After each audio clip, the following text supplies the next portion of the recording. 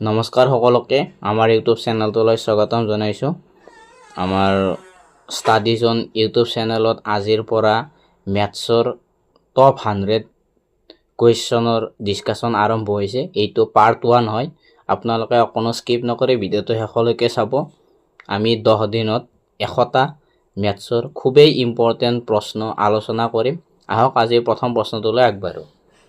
আজিৰ প্ৰথম প্ৰশ্নটো হৈছে, যদি এখন কিতাপৰ ক্ৰয় মূল্য 100 টকা আৰু বিক্ৰী মূল্য 120 টকা হয়, তেন্তে লাভৰ শতাংশ কিমান? এইটো এটা পাৰ্চেণ্টেজৰ ওপৰত ভিত্তি কৰি দিয়া প্ৰশ্ন। এই প্ৰশ্নটোত আমাক দিয়া আছে ক্ৰয় মূল্য। ক্ৰয় মূল্যটো আমাৰ 100 টকা দিয়া আছে। ক্ৰয় মূল্য দিয়া আছে 100 টকা, বিক্ৰী মূল্য দিয়া আছে 120 টকা। যদি 100 টকাত কিনি আপুনি বস্তু এটা 120 টকাত বিক্ৰী কৰে, তেতিয়াহ'লে আমাৰ লাভ কেই টকা হ'ল? 20 টকা হ'ল নিশ্চয়। তো আমাক কৈছে যে এই যিটো আমি লাভ পালোঁ, এইটোৰ শতাংশ উলিয়াব দিছে। তো এইটো কাৰণে একো আমাৰ টেনশ্যন নাই, আমি ওলাব পাৰিম। এইটো আমি পাৰ্চেণ্টেজ অফ লাভ বুলি ক'লোঁ। পাৰ্চেণ্টেজ অফ লাভ আমি কেনেকৈ ওলাম? আমাৰ লাভ আছিল 20, তাতে আমি পাৰ্চেণ্টেজৰ চিনডাল লগাই দিলোঁ, অৰ্থাৎ আমাৰ এইটো কিমান হ'ল? 20%।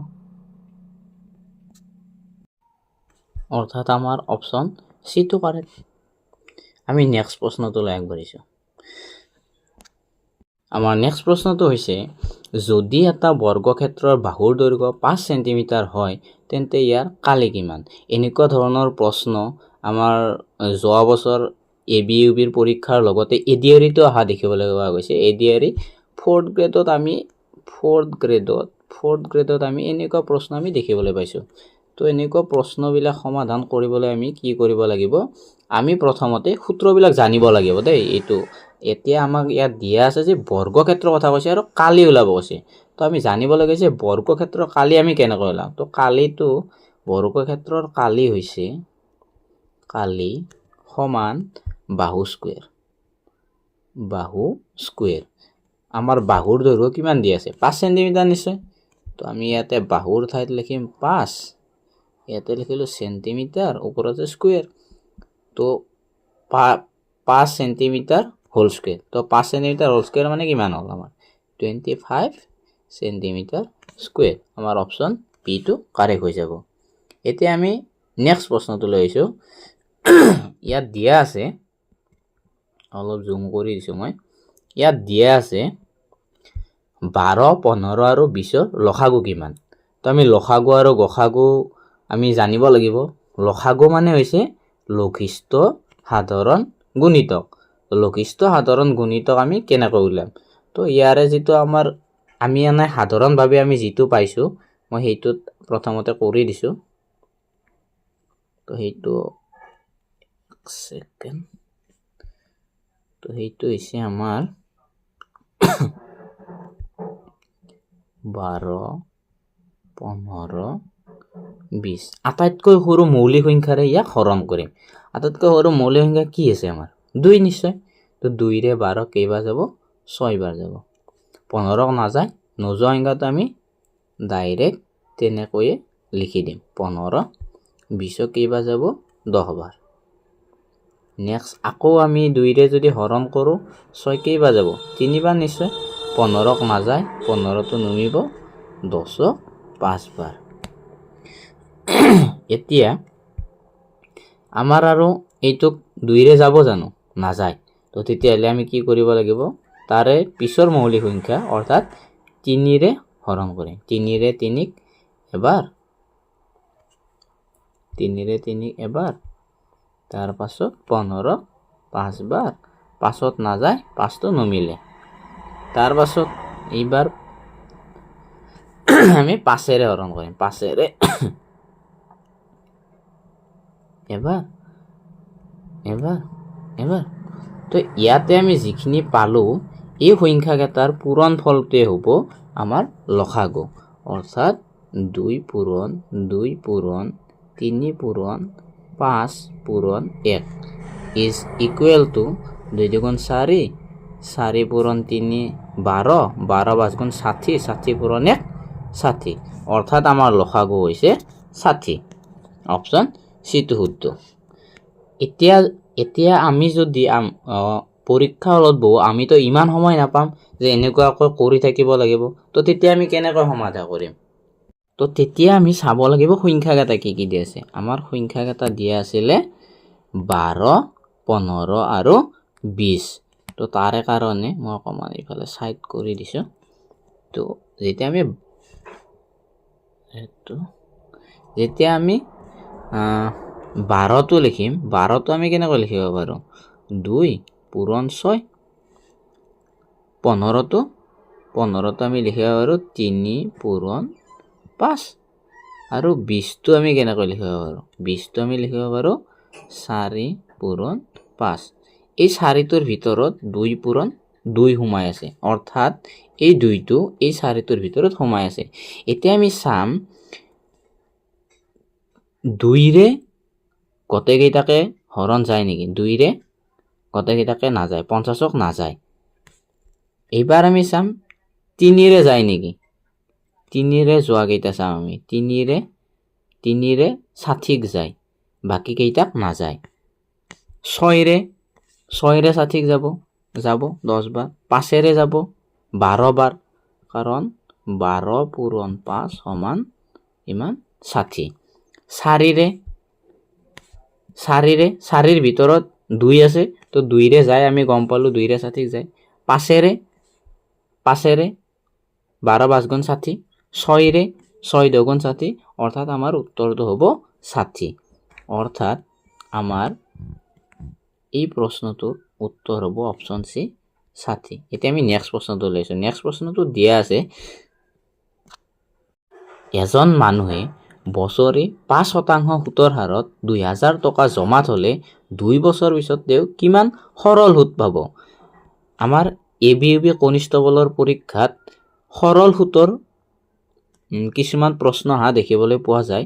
তো এইটো আমি ইয়াতে সমাধান কৰিম।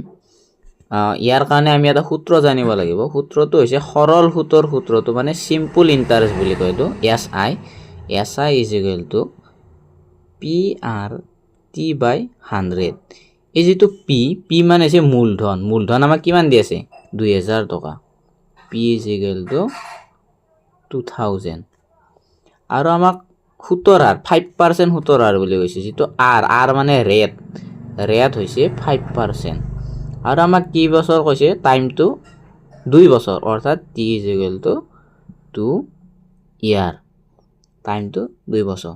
তো এতিয়া আমাৰ একো সমস্যা নাই, আমি এইখিনি ডাইৰেক্টলি আমাৰ সূত্ৰটোত বহুৱাই দিম। তো আমাৰ সূত্ৰটো আছিল PRT/100।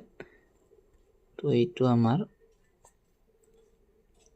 আমাৰ আমি লিখিম 2000 পূৰণ 5 পূৰণ 2 ডিভাইডেড বাই 100।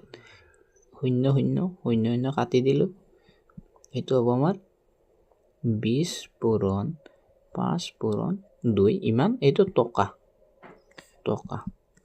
20 5 গুণ 100, 100 পূৰণ 2 200 টকা।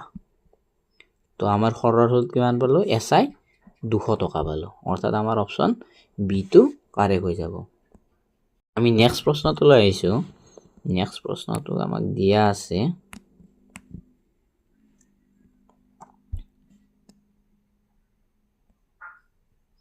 এজন ল'ৰাই এঘণ্টাত 10 কিলোমিটাৰ দৌৰে।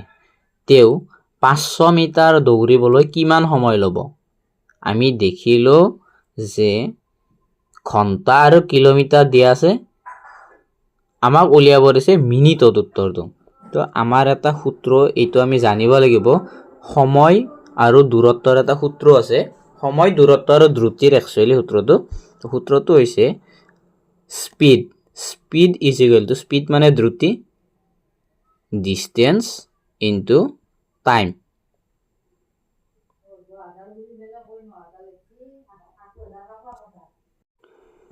স্পীড ইজ ইকুৱেল টু এইটো হ'ব আমাৰ ডি ডিভাইডেড বাই টি, মানে ডিষ্টেন্স বাই টাইম। তো আমাক দিয়া আছে যে এজন ল'ৰাই এঘণ্টাত 10 কিলোমিটাৰ দৌৰে। তো আমাক টাইমটো দিয়া আছে। কিমান? 1 ঘণ্টা। যেহেতু আমি এইটো মিনিটত উলিয়াব লাগিব, তো আমি 1 ঘণ্টাত কিমান মিনিট? 60 মিনিট। 60 মিনিট। আৰু দিয়া আছে 10 কিলোমিটাৰ দৌৰে ডিষ্টেন্স, এইটো দূৰত্বটো হৈছে 10 কিলোমিটাৰ। 10 কিলোমিটাৰ মানে 1 কিলোমিটাৰত 1000 মিটাৰ। তো 10 পূৰণ 1000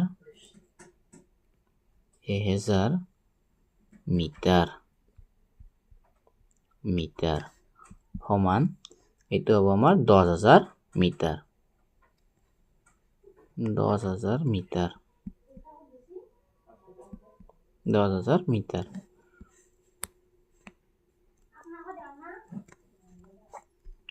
তো যদি আমি দ্ৰুতিটো উলিয়াও তেতিয়া কি হ'ব? Speed S is equal two আমাৰ কি আছিলে? d/t। তো তেতিয়াহ'লে আমাৰ এইটো হ'ব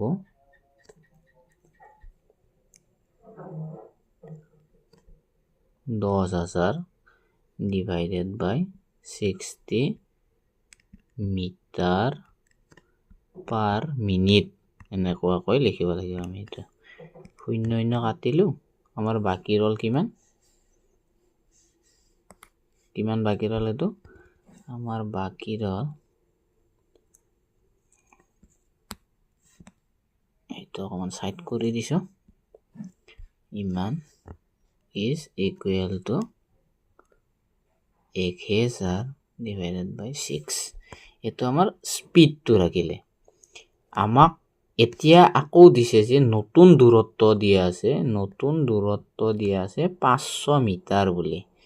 500 মিটাৰ আমাক উলিয়াব আছে সময়। তো আমি এই সূত্ৰটো ব্যৱহাৰ কৰিম। এই সূত্ৰটো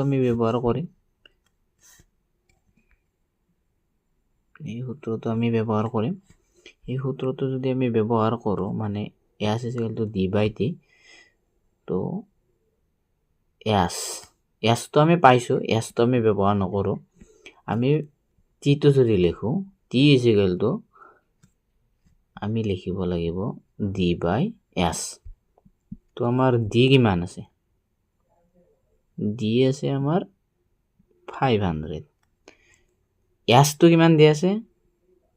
1000 ডিভাইডেড বাই 6। তো এইটো যদি আমি লিখোঁ,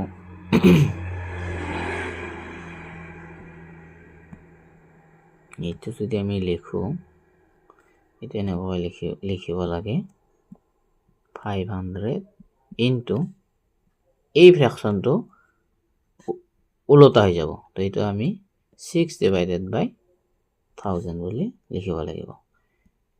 0 0 0 0 কাটিলোঁ, 5ৰে 10ক 2 বাৰ, 2ৰে 6 3 বাৰ, অৰ্থাৎ টাইম ইকুৱেল আমি কিমান পালোঁ? 3 মিনিট পালোঁ।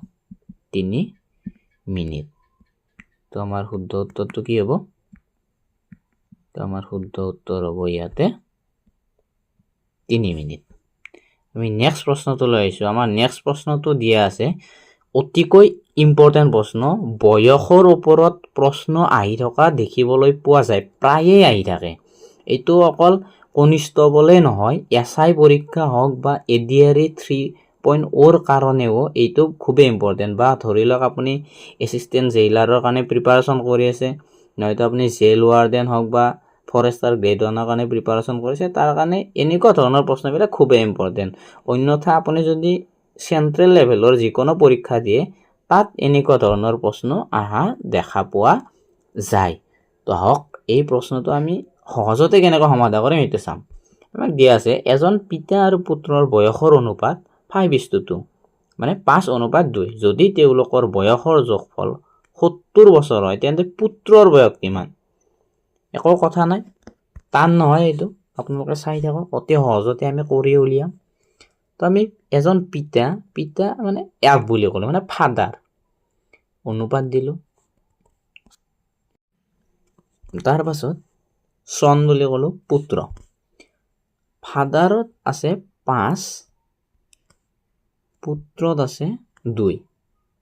তো তেতিয়াহ'লে ইহঁতৰ অনুপাতৰ যোগফলটো কি হ'ব? ইয়াত আছে 5, ইয়াত আছে 2। মানে এইটো আমি ক্ষমা কৰিব 5 + 2 = 7 পালো। ইয়াত আমি 7 পালো, কিন্তু প্ৰশ্নটোত কি দিয়া আছে? প্ৰশ্নটোত দিয়া আছিলে যে সিহঁতৰ বয়সৰ যোগফল 70 বছৰ। তো তেতিয়াহ'লে আমি এটা 7 পালো, আছে 70। তো 7ৰ ভেলুটো 70।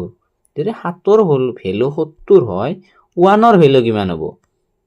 ইয়াতে আমি 1 যদি লিখো, এই 7টো আমি ইফালে নিব লাগিব, অৰ্থাৎ 70/7 = কিমান হ'ব? 7 × 70, 10। তো আমাক কৈছে কি পুত্ৰৰ বয়স উলিয়াব আছে, একো কথা নাই। পুত্ৰৰ 2 আছিলে, 2 পূৰণ, ইয়াতে আমি 2 পূৰণ 10 লিখি দিম, অৰ্থাৎ এইটো হ'ব আমাৰ 20 বছৰ। যদি আমাক এটা আমাৰ শুদ্ধটো এ হ'ব 20 বছৰ। যদি আমাক কয় যে পিতৃৰ বয়স কিমান, তো পিতৃৰ বয়সটো আপোনালোকে তলত কমেণ্ট কৰি জনাবচোন যে পিতৃৰ বয়স কিমান হ'ব। আমি নেক্সট প্ৰশ্নটোলৈ আহিছোঁ। আমাৰ নেক্সট প্ৰশ্নটো হৈছে এনেকুৱা ধৰণৰ ভগ্নাংশৰ গণিত ABUBত দেখিবলৈ পোৱা গৈছে দেই। আপোনালোকে ভালদৰে মন কৰিব। যদি আপোনালোকে মই বাৰু নেক্সট ক্লাছত প্ৰিভিয়াছ ইয়াৰ পেপাৰখন ইয়াতে লগাই দিম, প্ৰিভিয়াছ ইয়াৰ পেপাৰখন।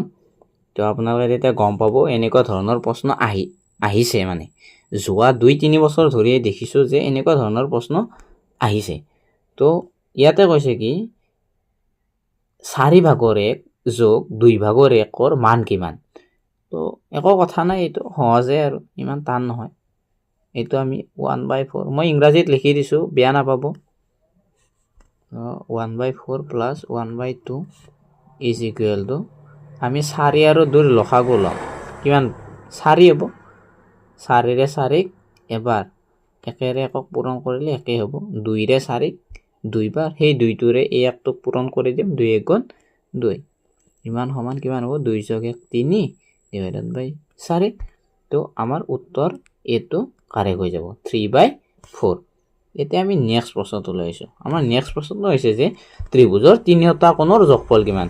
এইটো কিন্তু আপোনালোকে জানিবই লাগিব। ত্ৰিভুজৰ হওক বা বৰ্গৰ হওক, আমাৰ যিটো কোণৰ যোগফল থাকে, যদি ত্ৰিভুজৰ কোণৰ যোগফলৰ কথা কয়, এটা যদি আমাক এনেকৈ ত্ৰিভুজ দিয়া থাকে, ত্ৰিভুজটো মই ABC বুলি ক'লোঁ, ইয়াতে আমি 3টা কোণ দেখা পাওঁ।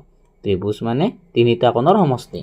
তো এটা ত্ৰিভুজৰ 3টা কোণৰ যোগফল সদায় কোণ A + কোণ B + কোণ C = সমান 180 ডিগ্ৰী। অৰ্থাৎ ত্ৰিভুজৰ 3টা কোণৰ যোগফল সদায় অলৱেজ 180 ডিগ্ৰী। যদি 3টা কোণৰ যোগফল ত্ৰিভুজটো যেনেকুৱা আকৃতিয়ে নিদিয়ক কিয়, ত্ৰিভুজটো যদি এনেকুৱাকৈ দিয়ে, যেনেকুৱাকৈ নিদিয়ক কিয়, যদি 3টা বাহু লগ লাগিছে, এটা ত্ৰিভুজ গঠন কৰিছে, তাৰ যোগফল মানে তাৰ 3টা কোণৰ যোগফল সদায় 180 ডিগ্ৰী হ'বই লাগিব। এইটো মানে চিৰসত্য কথা। আহক আমি নেক্সট প্ৰশ্নটোলৈ আহিছোঁ। আমাৰ নেক্সট প্ৰশ্নটো হৈছে 3জন বন্ধুৰ গড় বয়স 20 বছৰ। যদি চতুৰ্থ এজন বন্ধু যোগ দিয়ে যাৰ বয়স 24 বছৰ, তেন্তে তেওঁলোকৰ নতুন গড় কিমান হ'ব? তো আমি নতুন গড় উলিয়াব লাগিব। তো আহক এতিয়া চাওক, 3জন বন্ধুৰ গড় বয়স 20, 3জনৰ বয়স দিয়া আছে 20। তো তেতিয়াহ'লে গড় বয়স দিয়া আছে 20, তেতিয়াহ'লে 3জনৰ মুঠ বয়স কিমান হ'ব? তো আমাৰ গড়ৰ সূত্ৰটো হৈছে, আমি সূত্ৰ জানিব লাগিব দেই, গড় সমান আমাৰ মুঠ সংখ্যাটো আমাৰ কিমান আছে? 3। মুঠ সংখ্যা আছে আমাৰ 3, আৰু আমাৰ যিটো মুঠ বয়সটো আমি x বুলি ক'লোঁ।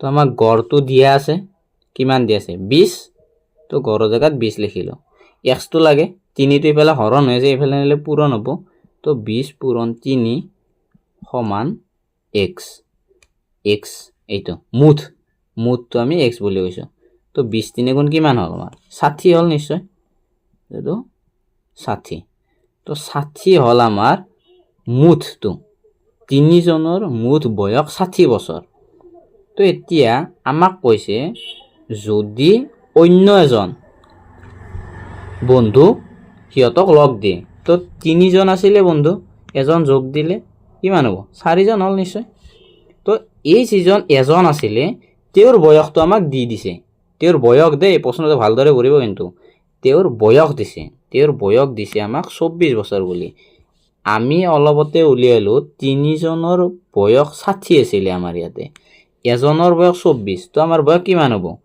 নিশ্চয় চাৰিজনৰ বয়সটো হ'ব 60 যোগ 24 নতুন বছৰটো আমি যোগ কৰি দিলো এইটো 24 তো কিমান হ'ব 60 যোগ 24 84 84 হ'ল তো আমি গড় কেনেকৈ উলিয়াম এতিয়া তো গড় উলিয়াবলৈ আমি জানো গড় মানে নতুন গড় আমাক প্ৰশ্নটোত কৈছিলে যে প্ৰশ্নটোত কি কৈছিলে চাওক তেন্তে তেওঁলোকৰ নতুন গড় কিমান হ'ব নতুন গড় দিছে নতুন গড় মানে চাৰিজনৰ গড় এতিয়া আমি উলিয়াব লাগিব তো চাৰিজনৰ গড় একো কথা নাই আমাৰ অতি সহজ গড় সমান আমি পালো 84 পালো মুঠ বয়স 84 তো ওপৰত লিখিলো চাৰিজন আছিলে বন্ধু 4ৰে হৰণ কৰি দিম তো 4ৰে যদি আমি 84 হৰণ কৰো 8ক 2 বাৰ যাব 4 একবাৰ যাব অৰ্থাৎ নতুন গড় যিটো পালো আমি 21 বছৰ হ'ল আমাৰ 21 বছৰ নতুন গড় 21 বছৰ হ'ল তো আমাৰ শুদ্ধ উত্তৰটো হ'ব অপচন এ 21 বছৰ নেক্সট প্ৰশ্নটো লৈছো নেক্সট প্ৰশ্নটো হৈছে আটাইতকৈ সৰু বিভাজ্য সংখ্যাটো কি এই প্ৰশ্নটো আপোনালোকে কমেন্ট বক্সত কমেন্ট কৰি জনাব বুলি আমাৰ আশা থাকিল যদি ভিডিওটো চাই আপোনালোকে ভাল পাইছে যদি আপোনালোকে কিবা উপকৃত হ'ব বুলি ভাবিছে তেতিয়াহলে ভিডিওটো লাইক কৰি চেনেলটো সাবস্ক্ৰাইব কৰি দিব আৰু আপোনালোকৰ বন্ধু বান্ধৱীৰ সৈতে শেয়াৰ কৰি দিব কাৰণ আমি এনেকুৱা এটো আমাৰ 10 নম্বৰ প্ৰশ্ন যেটো আপোনালোকক মই হোমৱৰ্ক হিচাপে দিলো যদি আপোনালোকে বিচাৰে তো এনেকুৱা ধৰণৰ প্ৰশ্নৰ ভিডিও আমি প্ৰতিদিনে আনি থাকিম আপোনালোকৰ মাজলৈ তো আজিলৈ ইমানেই আছিল ধন্যবাদ জয় অসম।